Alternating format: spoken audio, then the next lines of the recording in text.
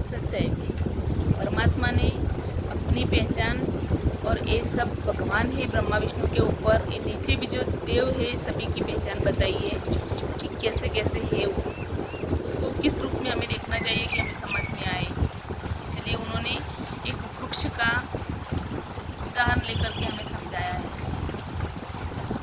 परमात्मा ने बताया है कि अक्षर पुरुष एक पेड़ है और निरंजन वाकीदार और तीनों देवा शाखा है। भाई हम पात रूप संसार। परमात्मा कहते हैं ये सब देवी देवताओं को और ये भगवानों को हम एक पेड़ के रूप में लेके समझते हैं, क्योंकि हमें समझ में आए कि कैसा है और किसके ऊपर किसका आधिपत्य है। कि अक्षर पुरुष एक पेड़ है, परमात्मा को हमें एक बड़ा वृक्ष समझना चाहिए।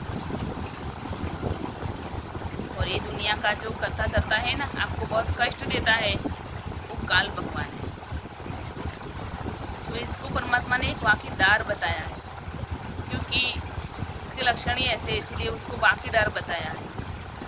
और ब्रह्मा विष्णु महेश तीन देव इसके जगत बड़े शौक से पूजा करता है, कहता है हमें इनसे ही मोक्ष मिलता है, लेकिन मिलता किसी को नहीं है। उनको शाखा बताया है परमात्मा ने, तीनों देवा शाखा है। और हम सब लोग जो नीचे रह रहे हैं वो हम पत्ते के रूप में है संसार, ऐसे ही समझो इसको, पात रूप संसार।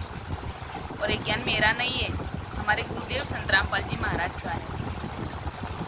उनकी लिखी हुई वाणियाँ, उनके दिए गए सत्संग में से हम आपको समझ रहे हैं। परमात्मा की दया से ही हम ये कर रहे हैं, नहीं तो हमारी इतनी औकात नहीं है कि हमें इसमें से कुछ भी सूझे।